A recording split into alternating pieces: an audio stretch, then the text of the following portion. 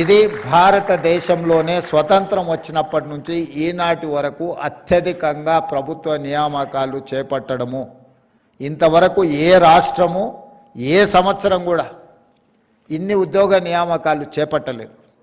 10 సంవత్సరాలు పేరుకపోయిన నిర్లక్ష్యాన్ని, 10 సంవత్సరాలు కోర్టుల్లో నలిగిపోతున్న కేసులను పరిష్కరించుకుంటూ, పోటీ పరీక్షలను నిర్వహించుకుంటూ, అది పోలీసు నియామకాలు కావచ్చు, లేదా టీచర్ల నియామకాలు కావచ్చు, పారామెడికల్ సిబ్బంది కావచ్చు, ప్రతి శాఖలో సింగరేణిలో కూడా ఉన్న కారుణ్య నియామకాలు కావచ్చు, ఇలా చెప్పుకుంటూ వెళ్తే వివిధ శాఖలలో మొదటి సంవత్సరంలో నేను గర్వంగా స్పష్టంగా నేను చెప్పదలుచుకున్నాను, ఏ ప్రభుత్వము ఏ సంవత్సరము అమలు చేయని విధంగా మొదటి సంవత్సరంలోనే 55,143 ఉద్యోగ నియామకాలు చేపట్టడం ద్వారా దేశానికే తెలంగాణ రాష్ట్రం ఆదర్శంగా నిలబడ్డదని చెప్పి నేను ఈ సందర్భంగా చెప్పదలుచుకున్నాను.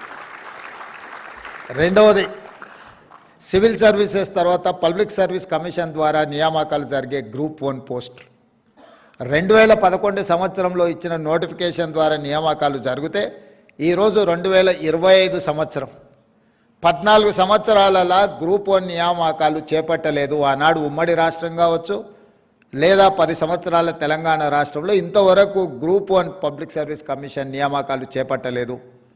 21-22 సంవత్సరాల వయసు వచ్చిన ఒక నిరుద్యోగ యువతీ యువకులు గ్రూప్ 1 పోటీ పరీక్షల కోసం ప్రిపేర్ అవుతున్నామని చెప్పి కుటుంబానికి చెప్పి హైదరాబాదు నగరానికి వస్తే 14 సంవత్సరాలు ఆ పరీక్షలే నిర్వహించకపోతే వాళ్ళ వయసు 35 సంవత్సరాలు.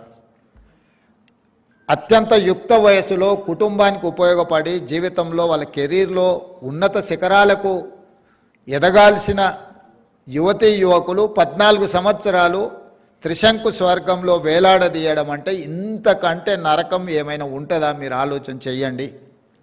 అట్లాంటి పరిస్థితి నుంచి ఎన్నో అడ్డంకులను అధిగమించి ఉన్న ఖాళీలను అన్నిటిని కూడా లెక్కగట్టి 563 గ్రూప్ 1 పోస్టులకు ఇంతవరకు ఉమ్మడి రాష్ట్రంలో కూడా 563 నియామకాలు ఎప్పుడూ జరగలేదు. మొదటిసారి 563 గ్రూప్ 1 పోస్టు ఖాళీలను రాబోయే 2 నెలల మన నియామకాలు చేపట్టబోతున్నాము. మనం జీవోలు ఇచ్చినప్పుడు ఎవరు ప్రశ్నించలే, మన ప్రిలిమ్స్ ఎగ్జామ్స్ కండక్ట్ చేసినప్పుడు ప్రశ్నించలే. ఎప్పుడైతే మనం ఈ పోటీ పరీక్షలు నిర్వహించి 563 నియామకాలు చేపడతామని ప్రతిపక్షానికి ప్రధానంగా నమ్మకం వచ్చిందో లీగల్ లిటిగేషన్స్ మొదలుపెట్టారు. కొంతమంది విద్యార్థులను రెచ్చగొట్టి వీధుల్లోకి తీసుకొచ్చే ప్రయత్నం చేశారు.